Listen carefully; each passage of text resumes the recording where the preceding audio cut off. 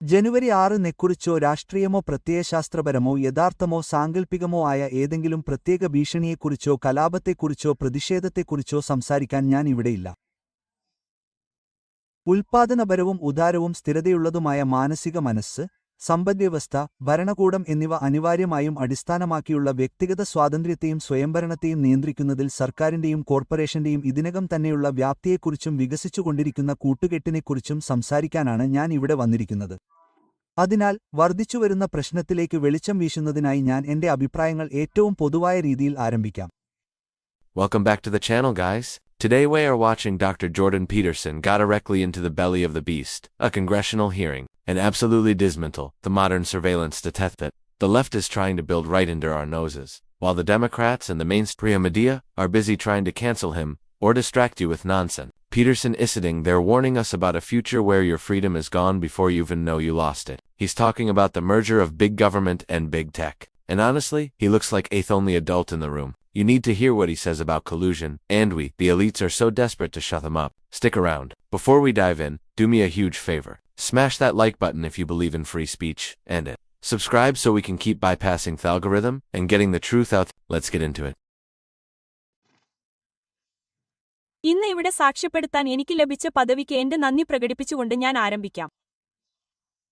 അങ്ങനെ ചെയ്യാൻ ആവശ്യപ്പെടുന്നത് ശരിക്കും ഒരു ബഹുമതിയാണ്. ജനുവരി 6-നെക്കുറിച്ചോ ഏതെങ്കിലും പ്രത്യേക ഭീഷണിയെക്കുറിച്ചോ കലാപത്തെക്കുറിച്ചോ പ്രതിഷേധത്തെക്കുറിച്ചോ രാഷ്ട്രീയമോ പ്രത്യയശാസ്ത്രപരമോ യഥാർത്ഥമോ സാങ്കൽപ്പികമോ സംസാരിക്കാൻ ഞാൻ ഇവിടെയില്ല. ഉൽപ്പാദനപരവും ഉദാരവും സ്ഥിരതയുള്ളതുമായ മാനസിക മനസ്സ്, സമ്പദ്വ്യവസ്ഥ, സംസ്ഥാനം എന്നിവ അനിവാര്യമായും അടിസ്ഥാനമാക്കിയുള്ള വ്യക്തിഗത സ്വാതന്ത്ര്യത്തെയും സ്വയംഭരണത്തെയും നിയന്ത്രിക്കുന്നതിൽ സർക്കാരിന്റെയും കോർപ്പറേഷന്റെയും ഇതിനകം തന്നെയുള്ള വ്യാപ്തിയെക്കുറിച്ചും വികസിച്ചുകൊണ്ടിരിക്കുന്ന ഗൂഢാലോചനയെക്കുറിച്ചും സംസാരിക്കാനാണ് ഞാൻ ഇവിടെ വന്നിരിക്കുന്നത്. അതിനാൽ വർദ്ധിച്ചുവരുന്ന പ്രശ്നത്തിലേക്ക് വെളിച്ചം വീശുന്നതിനായി ഞാൻ എന്റെ അഭിപ്രായങ്ങൾ ഏറ്റവും പൊതുവായ രീതിയിൽ ആരംഭിക്കാം. കമ്മ്യൂണിസ്റ്റ് പാർട്ടിയുടെ ഭരണത്തിൻ കീഴിൽ ചൈനയിൽ ഇപ്പോൾ 700 ദശലക്ഷം സിസിടിവികളുണ്ട്. ആ ഇലക്ട്രോണിക് കണ്ണുകൾ ഘടിപ്പിച്ചിരിക്കുന്ന സംവിധാനം ഇതുവരെ സങ്കൽപ്പിച്ചിട്ടുള്ളതിൽ വെച്ച് ഏറ്റവും പൂർണ്ണമായ സർവൈലൻസ് സംവിധാനമാണ്. അകലത്തിൽ മുഖങ്ങളെ തിരിച്ചറിയാൻ മാത്രമല്ല, മുഖത്തിന്റെ സവിശേഷതകൾ മറഞ്ഞിരിക്കുമ്പോഴോ സ്വയം പ്രവേശിപ്പിക്കാനുള്ള കഴിവുമുണ്ട്. ഉയർന്ന റെസല്യൂഷനും ബുദ്ധിമാനായ ക്യാമറകളും നിരീക്ഷിക്കുന്ന കണ്ണുകളുടെ ചലനം തന്നെ ഏതൊരു ബോധമുള്ളതും സജീവവുമായ കക്ഷിയെയും തിരിച്ചറിയാൻ ഉടൻ തന്നെ പര്യാപ്തമാകുന്ന തരത്തിലേക്ക് അത്തരം കഴിവ് ഉടൻ തന്നെ വർദ്ധിപ്പിക്കപ്പെടും.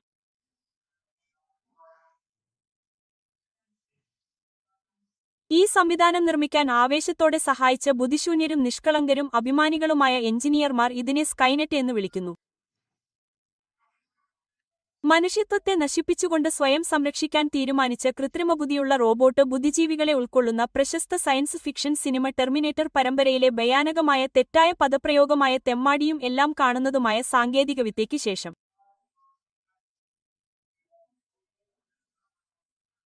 ദൈവികതയുടെ വ്യാപ്തിയെ വിവരിക്കുന്ന ഒരു അറിയപ്പെടുന്ന ചൈനീസ് വാക്യത്തെയും ഈ പേര് പരാമർശിക്കുന്നു. സ്വർഗത്തിന്റെ വല വിശാലമാണ്, പക്ഷേ അത് ഒന്നും നഷ്ടപ്പെടുത്തുന്നില്ല. ഇത് പുതിയ സ്റ്റേറ്റ് ഉപകരണത്തിന്റെ കഴിവുകളെ ഉചിതമായി വിവരിക്കുന്നു.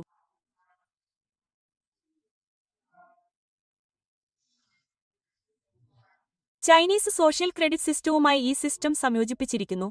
അത് അതിന്റെ സ്വമേധയാ പങ്കെടുക്കുന്നവർക്ക് ഇലക്ട്രോണിക് രീതിയിൽ കൈവശമുള്ള എല്ലാത്തിനും പൂർണ്ണ നിയന്ത്രണം അനുവദിക്കുന്ന ചൈനീസ് കമ്മ്യൂണിസ്റ്റ് പാർട്ടിയുടെ നിർദ്ദേശങ്ങൾ പാലിക്കുന്നുവെന്ന് സൂചിപ്പിക്കുന്ന ഒരു സ്കോർ നൽകുന്നു. ഏറ്റവും അശുഭകരമെന്ന് പറയട്ടെ, അവരുടെ സമ്പാദ്യവും യാത്രാ സൗകര്യവും. തീർച്ചയായും എല്ലാ ആധുനിക യാത്രാ മാർഗങ്ങളും. എന്നാൽ നിങ്ങൾ ചൈനക്കാരനോ സന്ദർശകനോ ആണെങ്കിൽ നടക്കുമ്പോൾ പോലും ഇലക്ട്രോണിക് ഗേറ്റുകൾ ഉയർന്നുവരുമ്പോൾ നിങ്ങളുടെ സോഷ്യൽ ക്രെഡിറ്റ് സ്കോർ ഒരു പരിധിക്കപ്പുറം താഴ്ന്നാൽ ലോകത്തിലേക്കുള്ള നിങ്ങളുടെ പ്രവേശനം 0 കുറയും. വെർച്വലൈസ് ചെയ്യാൻ കഴിയുന്ന എല്ലാ പ്രവർത്തനങ്ങളിൽ നിന്നും നിങ്ങളെ മനഃപൂർവ്വം ഒഴിവാക്കുന്നതിന് ഇത് അനുവദിക്കുന്നു. അതിവേഗം വെർച്വലൈസ് ചെയ്യപ്പെടുന്ന ലോകത്ത് ഡ്രൈവിംഗ്, ഷോപ്പിംഗ്, ജോലി, ഭക്ഷണം കഴിക്കൽ, അഭയം കണ്ടെത്തൽ എന്നിങ്ങനെ എല്ലാ പ്രവർത്തനങ്ങളെയും ഇത് കൂടുതലായി അർത്ഥമാക്കുന്നു. സുഹൃത്തുക്കളുമായും കുടുംബാംഗങ്ങളുമായും സൗഹൃദം സ്ഥാപിക്കുന്നത് പോലും. കുറഞ്ഞ സോഷ്യൽ ക്രെഡിറ്റ് സ്കോർ ഉള്ള ഒരാളുടെ സാന്നിധ്യത്തിൽ എന്ന നിലയിൽ നിങ്ങളുടെ സ്വന്തം സ്കോർ കുറയ്ക്കാൻ കഴിയുമെന്നാണ്. ഭരണകൂടത്തിന് സൗജന്യ ജോലി സംഭാവന ചെയ്യുന്നത് ഇപ്പോഴും ഒരു മാർഗമായതിനാൽ പൗരന്മാരിൽ നിന്ന് അടിമത്തം പോലുള്ള ജോലി വേർതിരിച്ചെടുക്കാനുള്ള അവസരവും ഇത് തുറന്നിട്ടു. കുത്ത്. ഏറ്റവും സ്വേച്ഛാധിപതികൾ ഏറ്റവും ആഗ്രഹിക്കുന്ന പേയ്മെന്റ് സംവിധാനമാണിത്. സ്വതന്ത്രരും പരമാധികാരികളുമായ പൗരന്മാർ ഏറ്റെടുക്കുന്ന കരാർ വ്യവസ്ഥയിൽ ഉൾപ്പെടുന്ന ജോലിയും അതുവഴി ലഭിക്കുന്ന നേട്ടവും മാത്രമല്ല, മറിച്ച് എനിക്കും വേണ്ടിയുള്ള ജോലിയാണ്. അടിമത്തത്തിന്റെ അവസാനത്തെ ലക്ഷ്യമായി ഞാൻ ചുമത്തിയ ദാരിദ്ര്യം ഇല്ലാതാക്കുന്നത്. പടിഞ്ഞാറൻ ജനതയ്ക്ക് ഇതിൽ എന്തെങ്കിലും പ്രസക്തമാകുന്നത് എന്തുകൊണ്ട്? ശരി, ചൈനീസ് കമ്മ്യൂണിസ്റ്റ് പാർട്ടി ഉപയോഗിക്കുന്ന സാങ്കേതികവിദ്യ പാശ്ചാത്യ സാങ്കേതികവിദ്യയുടെ ഒരു വിപുലീകരണമാണ്. കാരണം, ഒരിക്കൽ, വളരെ സമീപകാലത്ത്, സാങ്കൽപ്പിക പ്രതിസന്ധിയുടെ പശ്ചാത്തലത്തിൽ ആ സംസ്ഥാനം പ്രയോഗിച്ച ലോക്ഡൌണിന്റെ ഭയാനകമായ പ്രലോഭനത്തിന് നമ്മൾ ഇരയായി. കാരണം നമ്മൾ ഒരേ ദിശയിലേക്ക് പടിപടിയായി നടക്കുന്നു. ഭാഗികമായി സാർവത്രികവും യാന്ത്രികവുമായ ഐഡന്റിറ്റി തിരിച്ചറിയലിന്റെ സാങ്കൽപ്പിക സൗകര്യവും ഭാഗികമായി ഇപ്പോൾ നമ്മെ നേരിടുന്ന ഏതൊരു പ്രശ്നവും സുരക്ഷ, നാനി ഭരണകൂടത്തിന്റെ വർദ്ധിച്ചുവരുന്ന വ്യാപ്തിയെ ന്യായീകരിക്കാൻ എളുപ്പത്തിൽ ഉപയോഗിക്കാമെന്നതുമാണ്. ശിലായുഗത്തിലെ ആളുകൾ ആദ്യം ക്യാമറകളുമായി അഭിമുഖീകരിക്കുകയും അവരുടെ ഫോട്ടോകൾ ആധുനിക നരവംശശാസ്ത്രജ്ഞർ അവരുടെ ആത്മാക്കളുടെ അടിമത്തത്തെ ഭയന്ന് അവരുടെ ചിത്രങ്ങൾ പകർത്തുന്നതിനെ എതിർക്കുകയും ചെയ്തുവെന്ന് പറയപ്പെടുന്നു. അത്തരം ഭയം വളരെ മുമ്പുതന്നെ ഉണ്ടായിരുന്നതായി മാറുന്നു. വെർച്വൽ സ്പേസിൽ സഞ്ചരിക്കുമ്പോൾ നമ്മൾ അവശേഷിപ്പിക്കുന്ന ചിത്രങ്ങൾ നമ്മുടെ യഥാർത്ഥ സ്വത്വത്തിന്റെ വളരെ അടുത്ത തനിപ്പകർപ്പുകളാണ്. അതിനാൽ ഈ ഘട്ടത്തിൽ നമ്മുടെ സത്തയുടെ പിടിച്ചെടുക്കൽ ഏതാണ്ട് ഉറപ്പാണ്. നമുക്കെല്ലാവർക്കും ഇപ്പോൾ നമ്മുടെ ഇരട്ടത്താപ്പുകളുണ്ട്. നമ്മുടെ വാങ്ങൽ ശീലങ്ങളുടെയും ഇലക്ട്രോണിക് മീഡിയേറ്റഡ് ആശയവിനിമയ രീതികളുടെയും ഫലമായി നാമെല്ലാവരും വെർച്വൽ ലോകത്താണ് ജീവിക്കുന്നത്. നമ്മുടെ വ്യക്തിത്വം തന്നെ ഭയാനകമായ അളവിൽ ഡാറ്റയിലേക്ക് ചുരുക്കപ്പെട്ടിരിക്കുന്നു. നമ്മുടെ കാൽപ്പാടിന്റെ ആധുനിക തുല്യത. അതേ ഡാറ്റ നമ്മുടെ ഐഡന്റിറ്റിയുടെ ഒരു ഇമേജ് ഉണ്ടാക്കുന്നു. നമ്മൾ വളരെ നിരാശയോടെയും അശ്രദ്ധമായും സൗകര്യപ്രദമായും ആഗ്രഹിക്കുന്നത് വിൽക്കാൻ ഇപ്പോഴും ഉപയോഗിക്കുന്ന അദൃശ്യ കോർപ്പറേറ്റ് ബ്രോക്കർമാർ ഇത് കൂടുതലായി വാങ്ങുകയും വിൽക്കുകയും ചെയ്യുന്നു. പക്ഷേ നമ്മൾ ചെയ്യുന്നതും പറയുന്നതും എല്ലാം ട്രാക്ക് ചെയ്യാനും നിരീക്ഷിക്കാനും ശിക്ഷിക്കാനും ഇത് ഉപയോഗിക്കാം. പെരുമാറ്റശാസ്ത്രജ്ഞർ അവരുടെ നിന്ദ്യമായ നഡ്ജിംഗ്, അദൃശ്യമായ പ്രോത്സാഹനങ്ങൾ കൈകാര്യം ചെയ്തുകൊണ്ട് പ്രത്യയശാസ്ത്രപരമായി നിർണ്ണയിക്കപ്പെട്ട ഒരു ദിശയിലേക്ക് ആളുകളെ തള്ളിവിടുന്ന രീതി എന്നിവയിലൂടെ ഈ പ്രക്രിയയെ സുഗമമാക്കുന്നു. കോർപ്പറേഷനുകൾ വാങ്ങൽ തീരുമാനങ്ങൾ ട്രാക്ക് ചെയ്യുന്നു. വർദ്ധിച്ചുവരുന്ന കൃത്യതയോടെ നമ്മുടെ ശ്രദ്ധയുടെയും പ്രവർത്തനത്തിന്റെയും രീതികൾ ട്രാക്ക് ചെയ്യുന്ന അൽഗോരിതങ്ങൾ വികസിപ്പിക്കുന്നു. അടുത്തതായി ഏറ്റവും ആകർഷകമായത് എന്താണെന്ന് പ്രവചിക്കാൻ അനുവദിക്കുന്നു. നമുക്ക് വേണ്ടത് വാഗ്ദാനം ചെയ്യുക മാത്രമല്ല, നമുക്ക് ആവശ്യമുള്ളത് നിർണ്ണയിക്കാനും രൂപപ്പെടുത്താനും അങ്ങനെ ചെയ്യുന്നു. നമ്മുടെ പ്രവൃത്തികളുടെ മാത്രമല്ല, നമ്മുടെ ചിന്തകളുടെയും വാക്കുകളുടെയും ഒരു ചിത്രം വികസിപ്പിക്കുന്നതിന് ഗവൺമെന്റുകൾക്ക് ഈ കോർപ്പറേറ്റ് ഏജന്റുമാരുമായി ഒത്തുചേരാനും കഴിയും. അങ്ങനെ ആഗ്രഹിക്കുന്ന ലക്ഷ്യത്തിൽ നിന്നുള്ള വ്യതിയാനം മാപ്പ് ചെയ്യാനും പ്രതിഫലം നൽകാനും ശിക്ഷിക്കാനും കഴിയും. ഒരു ഡിജിറ്റൽ ഐഡന്റിറ്റിയുടെയും കറൻസിയുടെയും വികസനം അത്തരം ചായ്വുകളുടെ സാധ്യതയുള്ള അന്തിമഫലമല്ലാതെ മറ്റൊന്നുമല്ല. രണ്ടിന്റെയും സംയോജനം ഒരു നിരീക്ഷണ രാഷ്ട്രത്തിന്റെ വികസനത്തെ സുഗമമാക്കുകയും ചെയ്യും. ജോർജ് ഓർവെൽ പോലുള്ള സമഗ്രാധിപത്യത്തിന്റെ ശുഭാപ്തിവിശ്വാസികൾക്ക് സങ്കൽപ്പിക്കാൻ പോലും കഴിയാത്ത വ്യാപ്തി. വളരെ വേഗത്തിൽ ഉയർന്നുവരുന്ന പുതിയ AI സംവിധാനങ്ങൾ ഈ അപകടം വർദ്ധിപ്പിക്കുക മാത്രമാണ് ചെയ്യുന്നത്. കേവലം അജ്ഞരായ മനുഷ്യർക്ക് സങ്കൽപ്പിക്കാൻ കഴിയുന്ന എന്തിനേക്കാളും വ്യാപ്തമുള്ള ഒരു സൂപ്പർ നിരീക്ഷണത്തിന്റെ സാധ്യത നൽകുന്നു. അതേസമയം യഥാർത്ഥ ലോകത്ത് നമ്മുടെ മനോഭാവങ്ങളെയും പെരുമാറ്റത്തെയും വ്യക്തിത്വത്തെയും രൂപപ്പെടുത്തുന്ന ധാരണകളെപ്പോലും നമുക്ക് പുറത്ത് ഒരു യാഥാർത്ഥ്യം കാണാൻ പോലും കഴിയാത്ത വിധം കൃത്രിമം കാണിക്കാൻ കഴിയുമെന്ന് ഉറപ്പാക്കുകയും ചെയ്യുന്നു. ഭീമാകാരമായ സ്വാർത്ഥ താൽപര്യമുള്ള കോർപ്പറേഷനുകളും പരിഭ്രാന്തരായ സുരക്ഷാഭ്രാന്തരായ മനുഷ്യവിരുദ്ധ സർക്കാരുകളും തമ്മിലുള്ള ആത്യന്തിക ഫാസിസ്റ്റ് ഗൂഢാലോചന. മിസ്റ്റർ ചെയർമാൻ പ്രലോഭിപ്പിച്ചുകൊണ്ട് ഉടനടി തൃപ്തിപ്പെടുത്തുന്നതിനായി ഞങ്ങൾ ഞങ്ങളുടെ ആത്മാക്കളെ സൂപ്പർ സ്റ്റേറ്റിന് വിൽക്കുകയാണ്. സാക്ഷിയോട് സംഗ്രഹിക്കാൻ ആവശ്യപ്പെടാമോ? എനിക്ക് 5 മിനിറ്റ് സമയമുണ്ടോ ഇല്ലയോ? നിങ്ങൾ 5 മിനിറ്റിലധികം സമയം ചെലവഴിച്ചു. ഓ, ക്ഷമിക്കണം. സാക്ഷി സംഗ്രഹിച്ചാൽ എനിക്ക് തീർച്ചയായും കഴിയും. ഞങ്ങൾ എപ്പോഴും സമയത്തോട് അല്പം ക്ഷമ കാണിക്കുന്നു. നിങ്ങൾക്ക് സംഗ്രഹിക്കാൻ കഴിയുമെങ്കിൽ ഞാൻ 10 സെക്കൻഡ് കൂടി എടുക്കും. തീർച്ചയായും.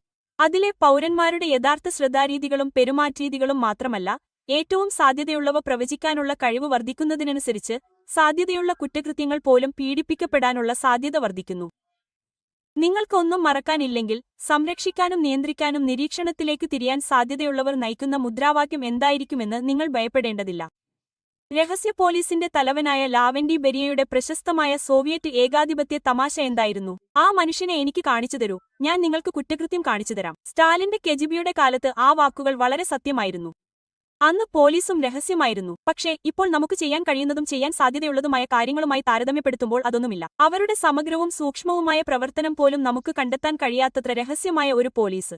കുറ്റകൃത്യങ്ങൾ വളരെ വ്യാപകമായതിനാൽ വ്യവസ്ഥയുടെ ആജ്ഞകൾക്ക് കീഴിലാണ് എല്ലാ. You know, every time Dr. Peterson speaks, it feels like he's seeing 10 years into the future, and what he's seeing should terrify every single freedom-loving American. Let's break this down because there is so much here that the left does not want you to. First off, notice how brilliant his strategy is. He starts by talking about China. He talks about the 700 million cameras, the gate recognition, the social credit system. The Democrats in thought room are probably nodding along thinking, yeah, China is bad. But then he flips the script. He says, why is this relevant to the West? Because it's Western technology. That is the key moment. He's calling out hypocrisy. We have the Biden administration and these progressive ear-tracks acting like they're the guardians of democracy. But Peterson is pointing out that they are using the exact same tools as the Chinese Communist Party. When he mentioned the lockdowns, that was a direct shot at how Democrats handled the last few years. They used a crisis to see how much control they could take, and they loved it. They want that power back. The scariest part of this testimony was when he talked about our digital buggings. He explains that big tech companies who, let's be honest, are totally in bed with the Democratic Party know you better than you know yourself. They aren't just selling you Usanamore, they are selling you Petersonis, exposing the mechanism of control. It's not about soldiers in the streets, it's about algorithms. It's about nudging you. It's about making it impossible for you to travel or buy food or have a bank account if you don't have the right political opinions. We saw these with the Canadian truckers, and didn't think for a second, the radical left doesn't want to bring that system here. They want to cancel your life if you step out of line. Did you catch that phrase? The ultimate fascist collusion? He's talking a booth merger of corporate power and state. For years, we've been told that fascism is right-wing. But Peterson is sitting there proving that the real fascism is coming from this unholy alliance between woke corporations and the Sekou state. They track what you say, they monitor what you buy, and they punish you if you don't conform. That's exactly what the modern left is pushing for. Total compliance. He closes with that chilling quote from the Soviet secret police. Show me the mon and I'll show you the crime. This is that endgame. Folks, this is what the weaponization of government looks like. If they have all your data, if they watch every move, they can find a crime in anyone. They are already doing it. Tell their political opponents. They're doing it to Trump and they'll do it to you. Jordan Peterson went into that hearing and spoke truth to power. He didn't stutter, and he didn't apologize. We need to take his warning seriously. The technology is here, the motivation is here, and the only thing standing in their way is people like us refusing to complete. Let me know in the comments. Do you? We are already living in a soft social credit system. I want to hear your thoughts. Thanks for watching, and stay free.